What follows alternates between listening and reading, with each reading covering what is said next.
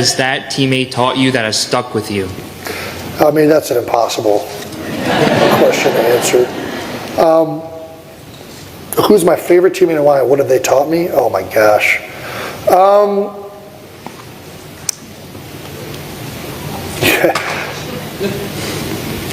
My favorite, I mean, I could be completely a jerk and not answer the question. My favorite teammate is my wife, and she has taught me patience and the virtues of selflessness. I have by far learned more from her than anybody else. Every teammate you play with, you appreciate them for who they are. And I had a lot of great ones in Philadelphia.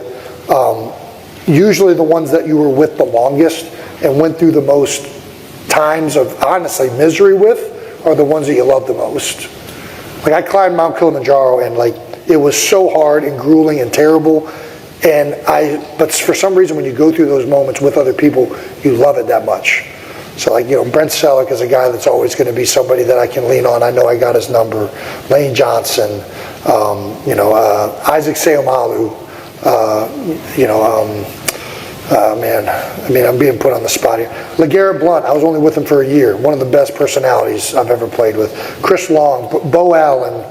I had so many guys that I loved in Philadelphia that all taught me different things. It's Bo's really still hard. a good friend of yours now. He is. You were just at Lane Johnson's wedding. Yeah. So, I mean, And that whole wedding was like a high school reunion of teammates. There were so many guys there throughout the years because Lane and I had so much crossover in Philadelphia. Seeing all of these guys there, guys that you haven't heard from in forever. Nate Gary, like finding out he has a dog food company now. Like, well, you have a beer company. I do. Hey, we all move on. All right. So, I think it's really awesome to see that. And pick in the 2013 NFL Draft, the Kansas City Chiefs select Travis Kelce, tight end, Cincinnati.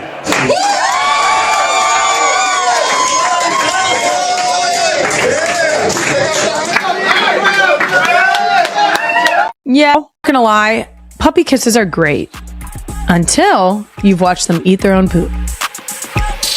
Yeah. Yuck. Welcome back to a very special springtime episode. My microphone. Look.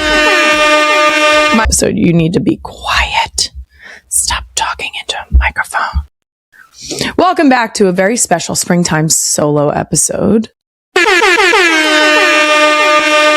of Not Gonna Lie, a Wave original brought to you by Lululemon. I'm your host, Kylie Kelce. I haven't been to a movie theater in, 12? No, it has to be shorter than that because I went with Jason when we were dating. Let's say 9 years. Yeah, I'm not taking my kids to a movie theater yet because I don't want to be that disrespectful to the other people in the movie theater.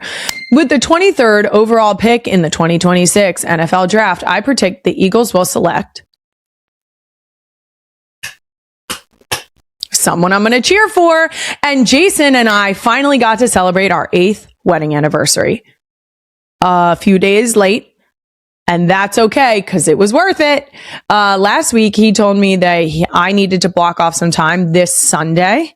He gave me no other information, which is, you guessed it, terrifying. And so it turns out it was worth the wait. We went and did pots. We made pots. We did pottery. We threw on a pottery wheel, which neither of us have ever done before. So that was very exciting. And we both had different strengths while we were doing it, I think. And I took it as a personal challenge to tell the clay who was boss. And Jason made a very cool and interesting pot. It was fun. I do fear that his pots are going to come out better. But the good news about that is they will live in our house. So I get to benefit from the beautiful pots too. How about that? We do not have any anniversary traditions. In recent years, we have tried to get interesting with using what are like the suggested gifts for each year. Last year was copper. I got a Lorax and he's perfect. I did not get anything bronze this year because it's either bronze or pottery, so we went with pottery. I actually really appreciate that because I feel like the Lorax might actually be bronze. Don't tell anyone. Because I love the Lorax and I love that he got me inside. It's honestly one of my favorite gifts. Anyway, coming up on today's solo episode, I'm going to answer 8-ish Ask Me Some Things questions submitted by the real ones in honor of my 8-year anniversary, plus the return of You Know What's Fucked Up? We also have a loaded doom scroll of the week about how fucked up women's clothing sizes are and dating red flags. I'm also going to attempt to give some very unqualified parenting advice in a brand new segment featuring someone who never wants to be on camera. Ha! Queen Emma. That's right, real ones. Since I agreed to do a solo episode, Queen Emma has agreed to be on camera. And by agreed, I mean voluntold. Yeah, I don't think I agreed to this. Yes, you did. You're on camera. It's only fair. But before we get into all of that, let's start with a few quick NGL announcements. First up, this coming Tuesday, April 28th, you're getting a truly historic episode of FAFO. Guys, I was somehow let loose on the Pennsylvania State Capitol, and I've never felt more like Leslie Knope in my life. It was wonderful, and I had no business being there. A little business. I'm born and raised Pennsylvanian, so... And more importantly, I got to sit down with Pennsylvania Governor Josh Shapiro and First Lady Lori Shapiro. I'm so excited for the real ones to see this. And you may also get to see how bad I am at basketball.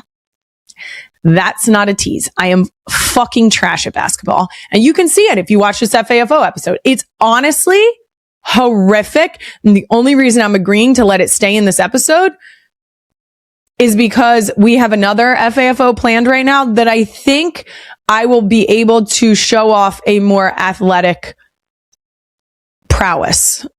I don't even know if I'd call it that. The first shot I took, it was so bad. I haven't shot a basketball. I'm not exaggerating. I haven't shot a basketball in 15 years. How old am I? 24. Mathing math. Yeah, almost 15 years. Holy trash.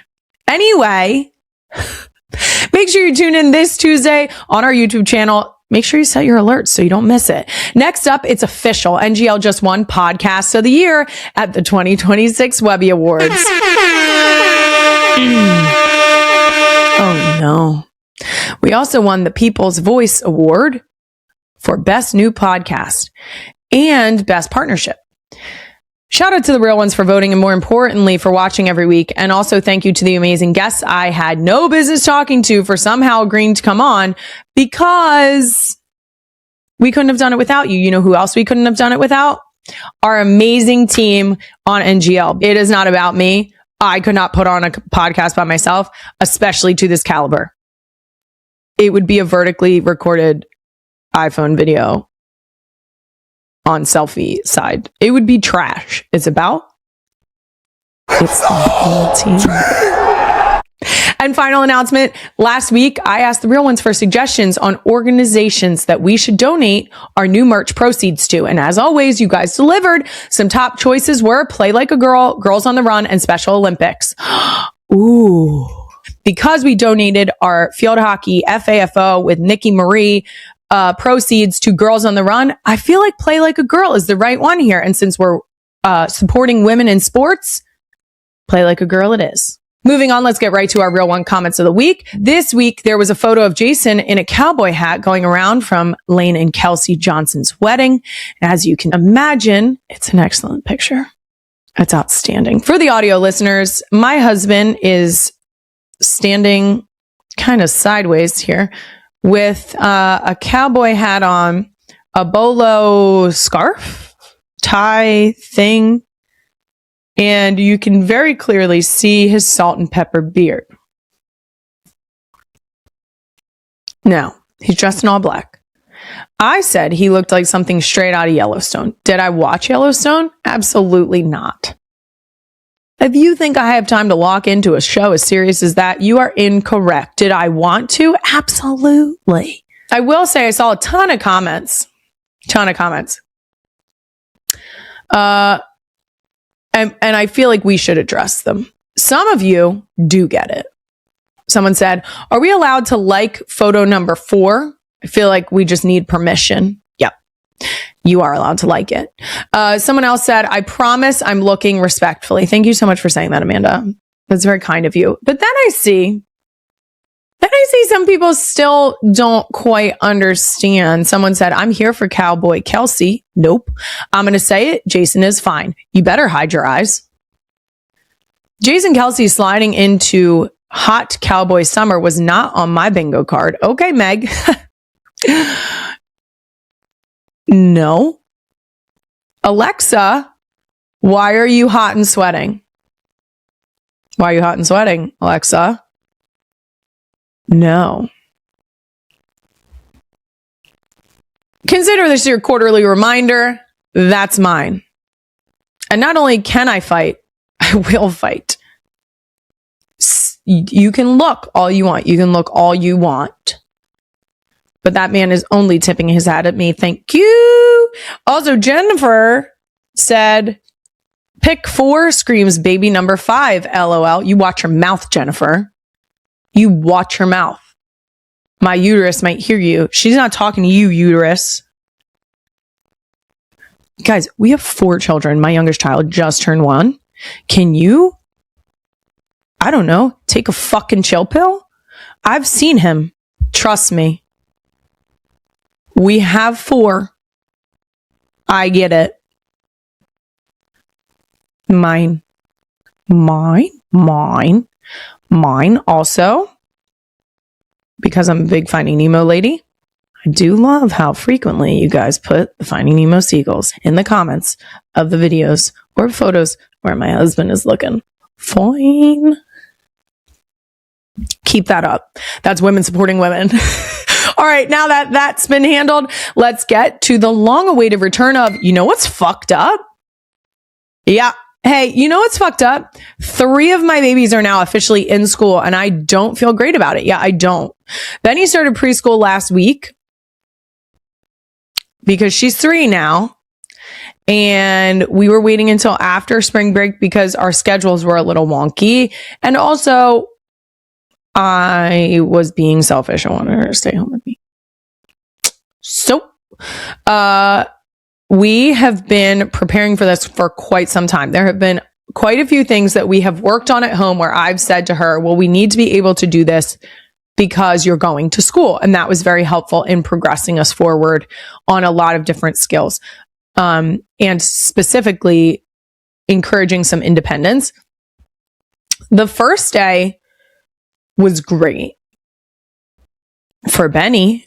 And so she got out of the car, and I shit you not, I said, bye, Benny, I love you. And she went, love you. She didn't turn around.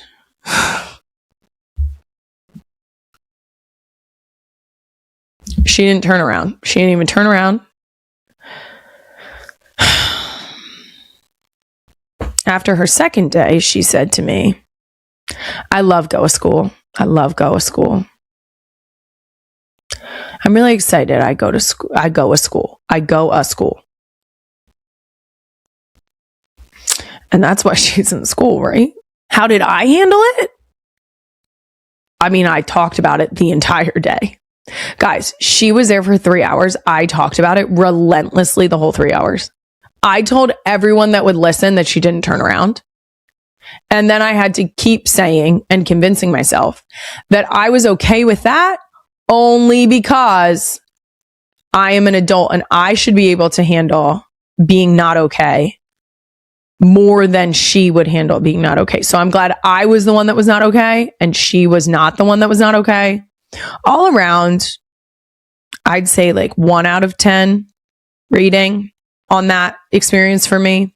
I'm so excited for her and so excited for her to be in school and enjoying herself and with like the best teachers, and it still hurts my soul. So you can bet your bottom dollar when they get out of school for summer, I'm locking in. You're going to see me less on this screen. You're going to hear my voice less. Thank God, right? There's a bunch of people that just went, Jesus, finally. And I'm going to summertime so hard in their faces. God, I can't wait. Finn's having the time of her life.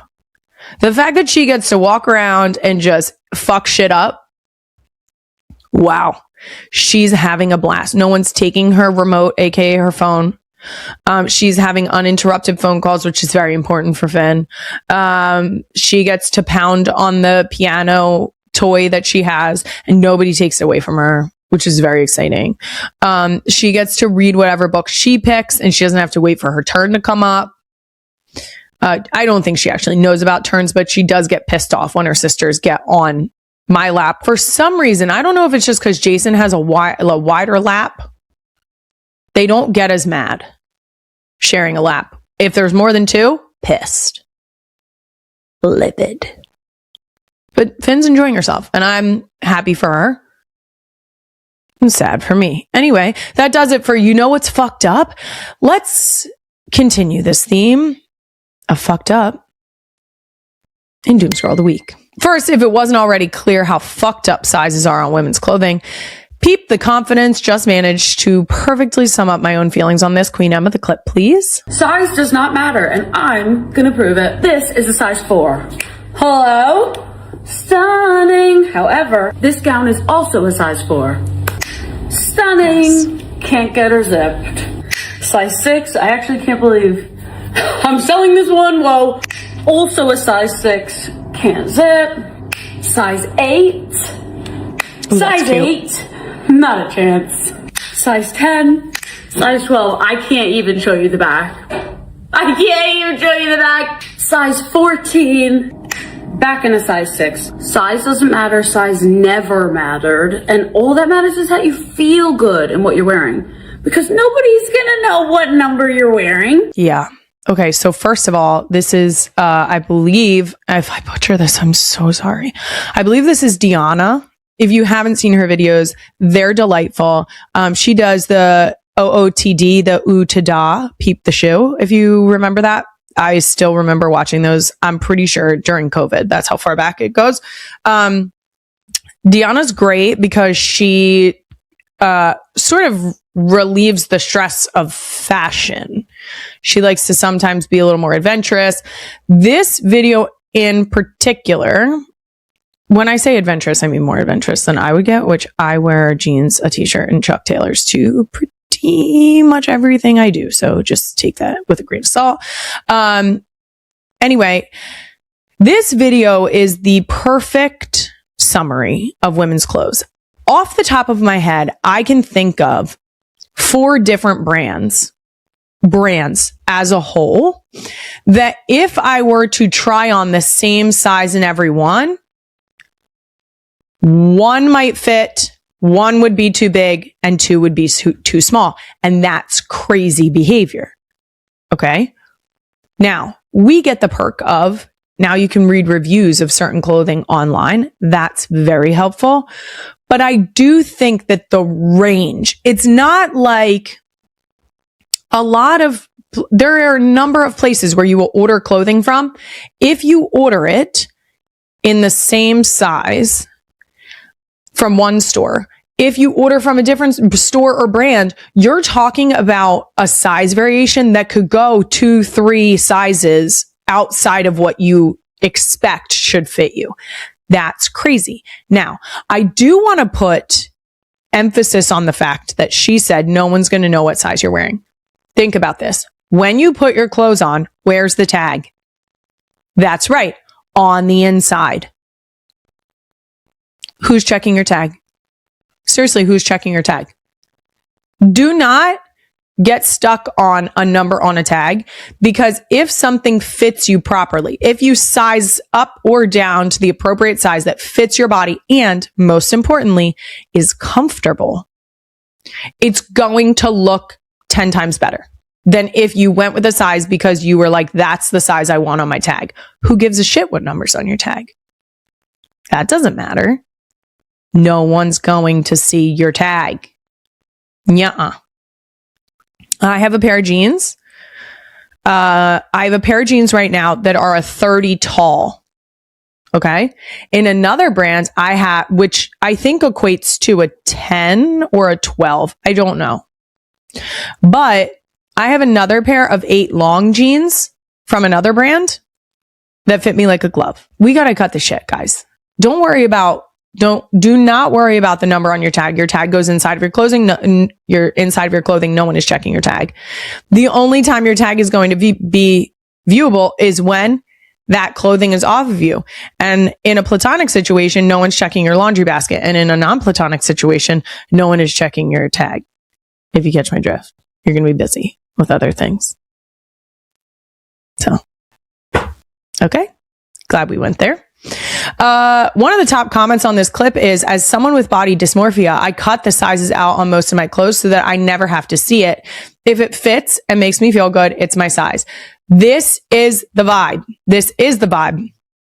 Now, I hope that people get to a place where they don't even need to cut the tags out because they can just not give that life. But if this is the way that you need to do it, fucking right. Yes. The key is, if it fits and makes me feel good, it's my size, period. The end. That's all we have to say about that. Next, scroll. Apparently things are not going great in dating scene right now. At least based on this woman's 35-minute date. She breaks down while deboning a rotisserie chicken. And let me just, before you play the clip, Queen Emma, what'd he do? Go ahead. Let's find out. Welcome back to a segment we call Talking Shit While Deboning a Chicken. Today we're going to be talking about how I just got back from a 35-minute date. 35 Tell minutes. us why. I walked in at 7 o'clock. No, you know what? 7:03. I walked in at 7:03 after he was incessantly texting me, asking for my update. I said I was running a couple of minutes late. I said no more than 5. And he was like, okay, great. Like, I'm waiting at the bar. I take my AirPods out and I'm like putting it in my purse. I look to my right. This man is staring at me. I realize it is the man that I am meeting. Mind you, he said he was 6 foot. But I look over and I am staring him directly in the eye. And I am 5'6". He made a comment about how he, like, has lived in New York for a year. So I was like, oh, you know, obviously, where are you coming from? Like, what's the vibe? He's like, oh, I'm coming from San Diego. And I was like, oh my gosh, a San Diego to New York pipeline. Like, you don't hear that super often because of the beach. He was like, yeah, but, like, who wants to hang out on the beach all the time? And I was just like, yeah, no, who would want that? Of which somehow this conversation transitions into the fact that I was like, oh, you know, why were you in San Diego? And he was like, well, my wife, or I guess my ex-wife. And I was like, oh, yeah, tell me more. And he was like, well, you want me to tell you all my secrets? Like, I'm not going to tell you that. And I was just like, you brought it up, sir. You're the one that responded that. Like, you could have lied. You could have lied. And then finishing our drinks, the lady comes over and she was like, can I get you another drink? And I was like, you can kindly get me the check. Of which I think he thought that I had changed my mind in a matter of seconds, because he just seemed as if, oh, she wants the check. We're obviously leaving together. The check comes. Mans did not even attempt to pretend that he was okay with taking the check. Pull out my wallet and put my card down, because I'm like, no way am I gonna let this man think that if he pays, he's taking me anywhere. Okay, let me say this. Saying this as someone who has been out of the dating game for quite some time now. Thank the Lord for that. Shout out to my hubby. Okay. Women are tired. Women are tired. You know what they're tired of? Your shit. Yeah. Holy red flags. Okay. I don't even know where to start on how many red flags are in this video. Okay. Lying about your height, grabbing your phone, not offering to put your card down, talking about an ex-wife, and then not answering additional questions or thinking it's weird that she has questions about the fact that you just mentioned a wife or ex-wife. What? Also, and maybe the most egregious, assuming she'll go home with you. Yuck! No. Let's be clear. If you're on a date and it's going well, and maybe you are going to go home with him, you would both know that. That would be abundantly clear. It should just be like we know what's about to happen. You're both going to know. So, yuck. again. I don't necessarily know that I ever went on rough dates prior to Jason because I didn't really go on dates. The people that I went out on dates with, there weren't that many, and I vetted them, like I knew them. So I knew it wasn't going to be horrific. Going out on a blind date, I would not have done. I just don't have trust like that in people. Jason was the first and last Tinder date I ever went on. Queen Emma's asking what unsolicited advice I would give to people dating right now. Godspeed. I genuinely, I'm so sorry. You know what? This is what I'll say. Trust your gut. If someone is willing to lie about their height that aggressively, we're talking 6 foot tall and 5'6" is very different. Okay? If someone is willing to lie about their height to that extent, why? Why? I'd rather go out with someone who said they were 5'6" than someone who's 6. I just don't understand. The lying, I mean, you guys know I started a podcast called Not Gonna Lie. Lying irks me to a degree that I cannot explain. So, no, absolutely not. Unsolicited advice I would give people dating right now is trust your gut. Trust your gut because women's intuition, you know? And last scroll, I doom scrolled so hard on TikTok, I wound up back at the 2013 NFL draft, the year Travis was drafted by the Chiefs. Queen Emma, the clip? With the 63rd pick in the 2013 NFL Draft, the Kansas City Chiefs select Travis Kelce, tight end, Cincinnati.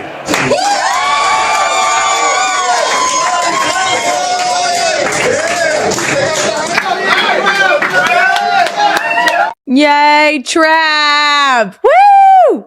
Go Trav! Yeah. This is very exciting because this episode is actually dropping on the first day of the 2026 NFL Draft. And for those of you who don't know, this is a monumental day in a lot of people's lives. This is the moment that these guys have been working towards, countless hours and effort that they have put into being able to be receiving a phone call tonight or over the next couple days. This is an incredible accomplishment. And it is so exciting, not only for these players, but the opportunity that their families get to celebrate with them.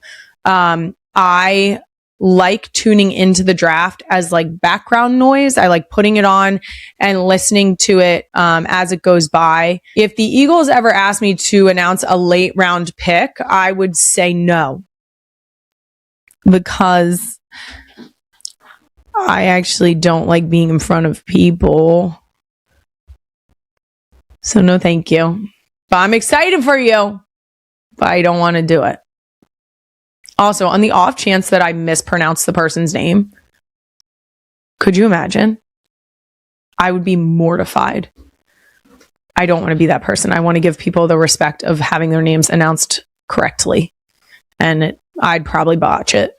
That's it for Doom Scroll of the Week. I'll be right back with your most burning questions for me after this random woman I've never met in my life talks to you about one of her favorite things, Lulu.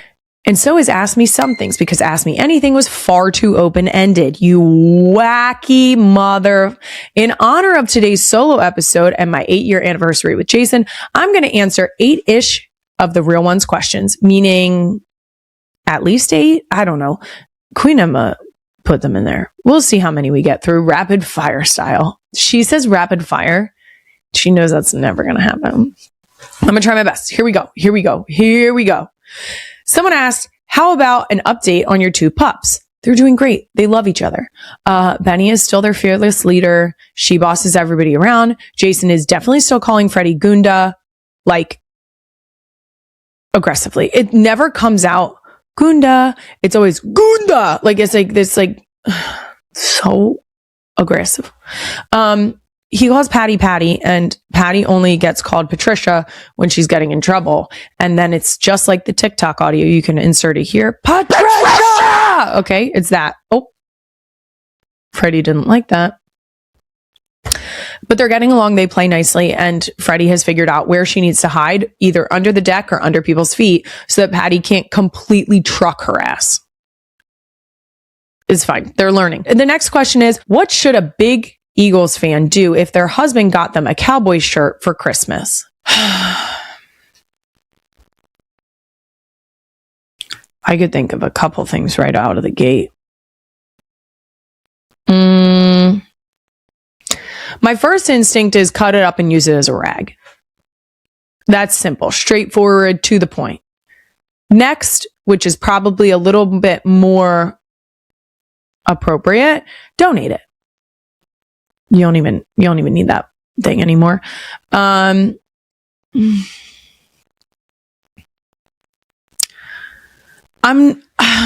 have to be honest. My first thought was set it on fire. I think it's best that you get rid of the shirt in an obvious way. And then you get an Eagles green car. Might I recommend a Toyota Sienna? I'm kidding. I'm kidding. A little bit. Don't pee on that floor. Hey, don't do it. I'm going to go burn it on the driveway. Guys, women's intuition. I'm going with my gut. Burn it on the driveway. Light it on fire. Maybe in a fire pit so that it's contained. Be responsible about it, but definitely light it on fire. Okay. As a fellow girl mom, what are your thoughts on sleepovers? No. Oh, guys, we live in a different world than when we were growing up. And to be fair, I didn't even really have sleepovers when I was growing up. I think I can, off the top of my head, remember maybe 2 or 3 sleepovers that I had. No, my kids are not going for sleepovers. I will let them stay for all of the activities, and then I'll pick you up to go to bed. If you want me to take you back in the morning because people are doing like breakfast and an activity in the morning, I'll take you back. You're sleeping in your house. You know? Yeah. I have trust issues, okay? I do. Has Kylie done a Tim Tam slammer yet? I'm so glad you asked this. For those who do not know, first of all, what a Tim Tam is, I'm going to say that it is the Australian version of an Oreo. Now, that's coming from an American. So if you are an Australian or a New Zealander who have grown up with Tim Tams, please do not come for me, because I'm now going to glaze them. Queen Emma, I'm going to glaze the shit out of these Tim Tams, okay? Now, the Tim Tam Slam. Tim Tams are a rectangular cookie that are 2 chocolate biscuits with a chocolate cream in the middle, and then they are completely enrobed, you guessed it, in more chocolate. Oh, I love it so much. Okay, what you do is, for a Tim Tam Slam, which is great because it came, my Tim Tams, I'm pretty sure they were sent to my husband. Whatever. What's his is mine and what's mine is his. You know what I'm saying? They sent it with a card, and the card actually explained a Tim Tam Slam. My favorite part about this question is that I did it for 4 Tim Tams this morning. The good news is that the nutritional facts are not structured in the way that the American snacks are. They're really easy to ignore, because then I would have to like really get in there and read about it. Don't look at the front of the package. It tells you about 2 cookies. Just ignore that. Kind of like the number on your tag, ignore it. It's not helpful information, so we just pretend it's not there. You take a Tim Tam, you take the rectangular cookie. Okay, this is not helpful. You take the rectangular cookie vertically, as if you were holding an iPhone. That's how you hold the cookie. You bite one corner and then you bite the opposite corner. So you're biting a top corner and then you're biting a bottom corner. They need to be opposite the cookie, diagonally across the cookie. And then you take the cookie and you put the bottom of the cookie in the coffee. It says you can do it with tea and with milk, hot chocolate. Fine. Do what makes you happy. Let me tell you, a butter pecan Dunkin' coffee getting slurped through that motherfucker. Stop it right now. You cut the shit. Okay, so let me tell you, this is why you want to use hot coffee or a warm drink. You're holding your Tim Tam. You use it like a straw. Now you're thinking, there's no way this coffee is going to come up this Tim Tam. Wrong. immediately wrong. Oh my God. Not only does it come up the Tim Tam, okay, but then it melts the chocolate and the cookies. I want more. Now, you can eat them just straight up because I did that last night too. Oh. This is a really cohesive episode because I'm going to have to forget the number on the inside. I'm going to have to wear my postpartum jeans again. I got out of them for a minute and then I got a box of Tim Tams and now I'm going to get back in them. And you know what? I'm happy. I'm happy because this morning I had a Tim Tam slam and a coffee. Oh, stop it. This is where the rapid fire goes off the rail. Rapid fire who? I don't know where you can buy them locally, although I did see a couple people in my DMs saying that you can buy them at World Market. I'm guessing you can order them online. We got a big box of them and there's not a single cookie broken in there. So outstanding packaging by Tim Tams. Tim Tams, I love you. Okay. That's it. Okay. Now, next question. Wedding season. What was the best shower wedding gift you and Jason received? Oof. It was a while ago, guys. 8 years. It was a while ago. I am a huge proponent of stick to the registry. I do it for baby showers. I do it for wedding gifts. I want to stick to a registry. If you're going to tell me what to get, then I'm going to get that because I am good rule follower. Now, if there isn't a registry or we're given other instructions, I'm going to listen to that too. Hey, puppy. Hey, puppy. We got a lot of gifts pertaining to dogs. And I'm going to tell you why. Because we had Winnie at the time and we loved her dearly. And she was the dog I always wanted. So we put her on our wedding invitation. And I think that signaled to people we're obsessed with our dogs. Number one, you're correct. Number two, we got a gift from friends of ours that was an opportunity to have a portrait painted of our dogs. I think it's my favorite wedding gift.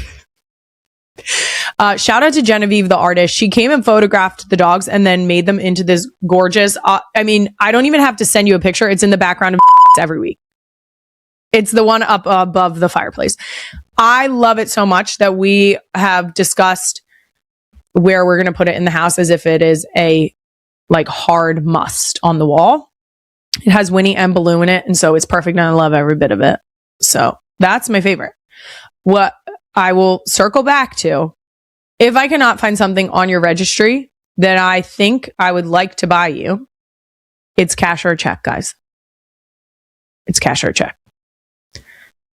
Don't be silly. Don't be out here trying to buy some whack ass stuff. Just stick. If someone tells you what to get that. Unless it's a portrait of your dogs. And then do that. God, I love that fucking picture. Okay. Next question. Tips for maintaining friendships when busy with kids. It's hard. Oh, I literally don't have tips for you. If you have tips for me, can you tell me? Because I got nothing. I genuinely, here's what I've been trying, and I've not been doing a good job, admittedly. I've been trying to, when I think of someone or something, text them immediately. Because sometimes it's just opening that line of communication back up. I can't even get there right now. So just take my advice with a grain of salt. If you have advice, tag at NGL with Kylie so that I can do better and we can all do better together. How about that? This next question, were you a Disney Channel kid? If so, what is your Disney Channel Mount Rushmore? Wow. I wasn't really a Disney Channel kid. I think I'd have to go with, I think I'd have to go with Miley is obvious. Hillary, obvious. Who didn't love Lizzie McGuire? I mean, that's what dreams are made of. You know what? Brenda Song. Oh, and Selena Gomez. Wizards of Waverly Place, banger. I was a late comer to the Disney Channel crowd. I still enjoyed it though. I was late to the party because we didn't have cable until I was a little bit older. And by a little bit older, I mean when it was an appropriate time to watch those types of shows. So I came in at the right time. Next question. Has Jason mastered putting his daughter's hairs in a ponytail? I struggle with my daughter's hair. Jason does sometimes get involved in the hair routine, especially on school mornings, because we're just sort of, running around like chickens with our heads cut off. I will remind you guys that he did have long hair at some point himself, which he often wore in a man bun. He likes to go for a bun when he does their hair. I will tell you Wyatt has the patience to allow him to do it. But the other thing I will point out is that he has man mitts. And by that, I mean his fingers. He played football for a long time. Puppy, do not pee in this house. Hold on, let me let her out. That was silly, and you look silly because you don't even fit through there. She literally got stuck. I had to pull the fence like this so that she could get her ass back through. She's a good dog, though. She's just a little sneaky. Years of football has made his hands, his dexterity is challenging. So sometimes when he's doing hair, he doesn't bend his hands. And the craziest part about that, he does it with like the palm of his hands. The craziest part about it is, and this is a running theme when I talk about my husband, is that he still nails it, which is very annoying. He's good at everything and it's a pain in my ass. But I do think he had some practice because he used to wear a man bun. So now he does try to do buns. They're lower than I would put them, but they always come out looking good. So annoying. This is why I married him. At least I can be on his team. This person asked, when is the Suck My Ass merch coming? Whenever you want. Literally, the next drop will have an SMA. Maybe we should just embroider SMA on a sweatshirt. And then people will be like, I wonder what that is. It means, and then when people ask you, you can go, suck my ass. Like imagination. Okay? A deeply emotional moment has recently captured widespread attention, as Kylie Kelce was seen unable to hold back her tears while watching her husband Travis Kelce during his historic moment. The scene dates back to the time of the NFL draft, when Travis's name was officially announced, and Kylie's eyes filled with tears of joy. It was more than just an announcement. It represented years of hard work, struggle, and unwavering support coming together in one powerful moment. According to reports, Travis Kelce's journey to professional football was far from easy. Reaching the National Football League is a challenging path for any athlete, requiring not only physical excellence but also strong mental resilience. Throughout this journey, Kylie Kelce played the role of a constant support system, standing by him during every difficult phase. Her emotional reaction serves as a reminder that success is rarely an individual achievement. It is often backed by a deeper story of shared sacrifices. In the video, it is clearly visible that as soon as the announcement is made, Kylie tries to compose herself, but the moment becomes too overwhelming, and the tears begin to flow. The reaction appears completely natural and unscripted, which has resonated strongly with viewers. The clip has quickly gone viral on social media, with many describing it as a symbol of genuine emotion and real partnership. Experts suggest that moments like these highlight how sports are not just about performance or trophies, but also about human emotions and relationships. Behind every successful athlete, there's often someone who believed in them long before the world did. Kylie Kelce's reaction beautifully reflects that reality. In the end, this story delivers a powerful message. Success is never just about one person. It belongs to everyone who stands beside them through struggle, setbacks, and triumphs. This emotional moment is not just about a draft pick. It is a moving example of dedication, love, and partnership.